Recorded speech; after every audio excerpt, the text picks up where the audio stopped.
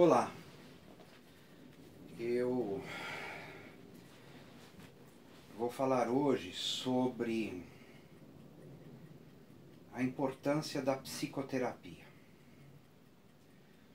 Psicoterapia, né? Tem duas maneiras de compreendê-la.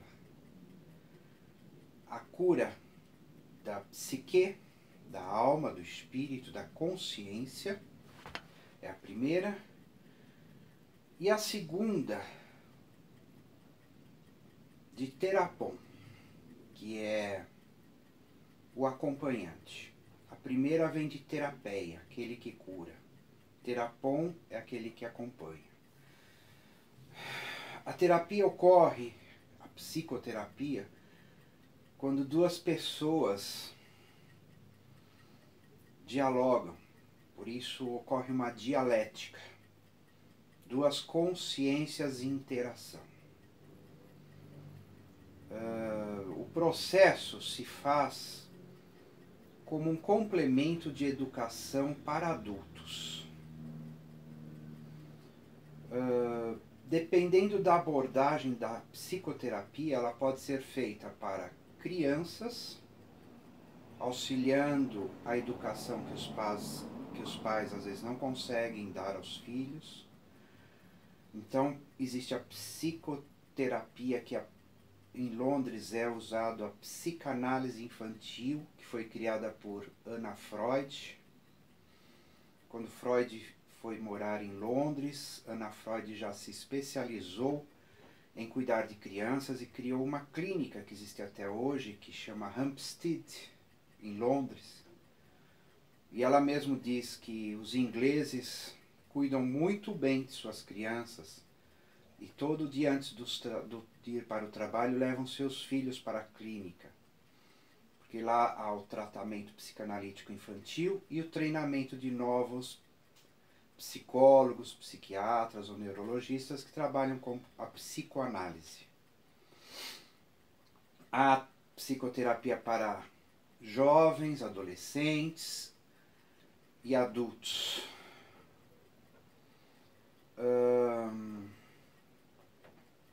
Isso é inestimável. Esse processo leva a pessoa ao autoconhecimento, à compreensão de seus potenciais para a vida, porque seja uma criança, um adolescente, um adulto, ele vai dialogar com um especialista, uma pessoa detentora de certos conhecimentos e de estabelecer uma relação de auxílio, de amparo, de facilitação e prospecção positiva para essa pessoa. Na psicoanálise ocorrem etapas. A mais comum é a superação de sintomas dolorosos, porque é muito difícil, mesmo aqui em São Paulo, no Brasil, alguém dizer: eu vou fazer psicoterapia, eu vou no psicólogo. Porque eu desejo me conhecer, viver feliz e desenvolver ao máximo meus potenciais para a minha realização na vida, seja nos relacionamentos amorosos, na sua profissão, no seu serviço, para ter prosperidade financeira também, e uma vida harmoniosa e satisfatória, plena de realizações. É muito difícil isso acontecer. As pessoas vão mais por indicação médica, por estarem com sintomas dolorosos, às vezes até insuportáveis, e o médico, o neurologista ou o psiquiatra manda a pessoa fazer também a psicoterapia, que não quer dizer que seja psicoanálise ou psicologia analítica. Então, esse encontro da pessoa com o psicólogo, com o psicoterapeuta, vai ser muito importante na vida da pessoa. Eu passei por este processo. E confesso que eu não faltava uma semana.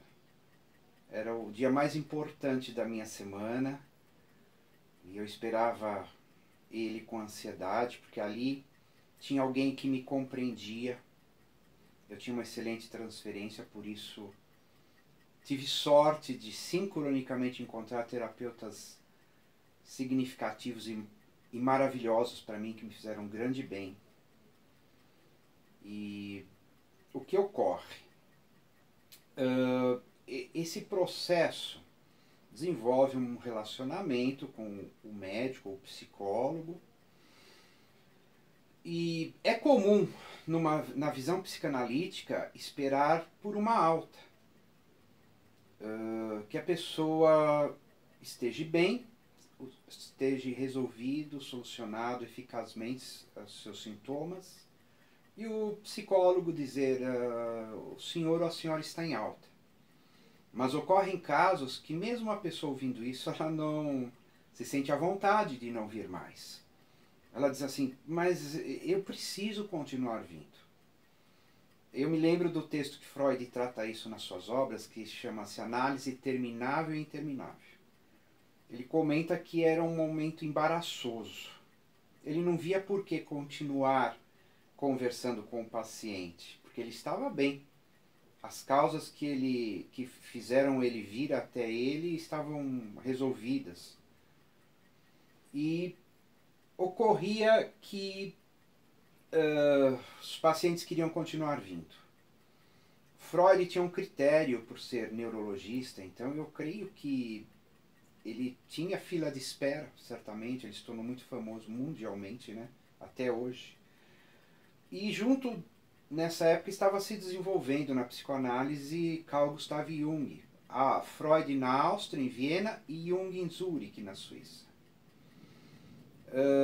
O Jung percebeu que muitos que tocavam a campainha dele ou telefonavam marcando uma consulta eram ex-pacientes de Freud. E eram justamente esses que estavam dentro da análise interminável. E o Jung acolhia esses pacientes. E sabiamente ele foi percebendo que se tratava essa pendência, essa análise interminável, esse desejo de continuar conversando semanalmente por 3 a 5 vezes por semana com o psicólogo. E o Jung sabiamente desenvolveu algumas fases no processo de psicoterapia que ele explica muito bem no livro Psicologia e Alquimia. E ele comenta: no processo analítico, isto é, no confronto dialético do inconsciente com o consciente, constata-se um desenvolvimento, um progresso em direção a uma certa meta ou fim, cuja natureza enigmática me preocupou durante anos a fio. Os tratamentos psíquicos podem chegar a um fim em todos os estágios possíveis do desenvolvimento, sem que por isso se tenha o sentimento de ter alcançado uma meta. Certas soluções típicas e temporárias ocorrem. 1. Depois que o indivíduo recebeu um bom conselho. 2. Depois de uma confissão mais ou menos completa, porém insuficiente. 3. Depois de haver reconhecido um conteúdo essencial, até então inconsciente, cuja conscientização imprime um novo impulso à sua vida e às suas atividades. 4. Depois de libertar-se da psique infantil após um longo trabalho efetuado. 5. Depois de conseguir uma nova adaptação racional a condições de vida, talvez difíceis ou incomuns. 6. Depois do desaparecimento de sintomas dolorosos. 7. Depois de uma mudança positiva de destino, como exames, noivado, casamento, divórcio, mudança de profissão, etc. 8. Depois da descoberta de pertencer a uma crença religiosa ou de uma conversão. 9. Depois de começar a erigir uma filosofia de vida. Filosofia no antigo sentido da palavra. E ele diz que muitos outros itens poderiam ser acrescentados. Esses são os mais comuns. E ele percebia que, de modo gerais, essas principais situações não davam realmente a questão de o processo psicoterapêutico ter definitivamente chegado a um fim, mas sim provisoriamente. E o que se passava? Neste processo, Jung percebeu que algo muito mais profundo, inimaginado pelos médicos de época, nem pelos psicanalistas, estava em ação. Essa força, essa energia que empurrava a pessoa a querer continuar conversando, emergia, aparecia do nada, mas ele dizia, não, do nada não, do inconsciente. Então ele percebeu que havia um processo, e essa força que emergia dia a dia, reclamando atenção, cuidado, tratamento e diálogo, ele chamou de processo de individuação. Foi aí que ele percebeu com esses pacientes chamados neuróticos, ou que possuem a chamada psiconeurose, apesar de terem superado certas fases como essas que ele cita, a pessoa continuava-se insatisfeita e sentia um vazio em sua vida. E que este sentimento, esta situação, ficava mais forte com pessoas conforme a idade ia avançando. Depois da segunda metade da vida, a partir dos 40 anos, isto aumentava muito. E era claro perceber que o prazer pelo trabalho e pela atividade sexual iam diminuindo até se esgotavam. Então, preencher com o que a vida dessas pessoas, para que elas continuem sentindo o prazer de viver e não fiquem angustiadas, deprimidas. Ele percebeu que é esse diálogo da individuação que seria compreender os conteúdos que emergiam de suas fantasias ou nos seus sonhos. O Jung tinha tal sensibilidade porque ele era um médium, um parapsíquico. Tanto que a tese de doutorado dele, de formação em psiquiatria, foi a análise do parapsiquismo, da mediunidade e da prima dele. É o volume 1 das obras completas de Jung. Ele percebeu o que eram os conteúdos projetados do inconsciente e o que era a mediunidade da prima dele. E o Jung teve também experiências de projeção astral. Aqui tem uma narrativa, visão cosmonáutica da Terra. No início de 1944, fraturei um pé e logo depois tive um infarto cardíaco. Durante a inconsciência tive delírios e visões, que provavelmente começaram quando, em perigo de morte, administraram-me oxigênio e cânfora.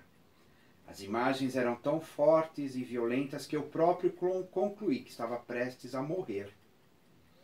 Disse-me minha enfermeira mais tarde, o senhor estava como que envolvido por um halo luminoso.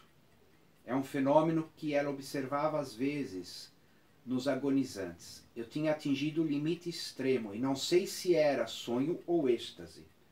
Seja o que for, aconteceram coisas muito estranhas.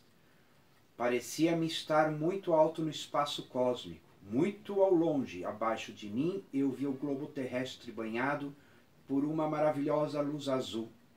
Via também o mar de um azul intenso e os continentes. Justamente sob os meus pés estava o Ceilão e na minha frente estendia-se o subcontinente indiano. Meu campo visual não abarcava toda a Terra, mas sua forma esférica era nitidamente perceptível, e seus contornos brilhavam como prata através da maravilhosa luz azul. Em certas regiões, a esfera terrestre parecia colorida ou marchetada de um verde escuro, como prata oxidada. Bem longe à esquerda, uma larga extensão, o deserto vermelho alaranjado da Arábia. Era como se ali a prata tivesse tomado uma tonalidade alaranjada. Adiante, o mar vermelho e mais além, como no ângulo superior esquerdo de um mapa, pude ainda perceber uma nesga do Mediterrâneo. Meu olhar voltara-se sobretudo para essa direção, ficando o restante impreciso. Evidentemente via também os cumes nevados do Himalaia, mas cercados de brumas e nuvens. Não olhava à direita, sabia que estava prestes a deixar a terra. Mais tarde informei-me de que distância dever-se-ia estar da terra para abarcar tal amplidão, cerca de 1.500 quilômetros. O espetáculo da terra visto dessa altura foi a experiência mais feérica e maravilhosa da minha vida. Então essa experiência, que marcou profundamente Jung, era uma exoprojeção astral, uma projeção para fora do planeta. Ele chamou de êxtase, arrebatamento, visão cosmonáutica da Terra, ele batizou a vivência, é realmente isso. Então, quando você lê a autobiografia de Jung, você encontra inúmeras passagens de parapsiquismo. E muitos de seus sonhos, como ele assim os chamava, você percebe que são projeções astrais. Então o que ocorre? Nós, sendo chamado a vivenciar o nosso processo de individuação, de recuperação de unidades de consciência, a psicoterapia nos ajuda profundamente a isto, ou a consciencioterapia. O diálogo com um especialista que acolhe o ser, a totalidade da pessoa. Nós nos tornamos um acompanhante, um facilitador, para que a pessoa esteja sempre se reencontrando. E que caso tenham surgido supressão de certas fases e idades de sua vida, ela possa resgatá-las.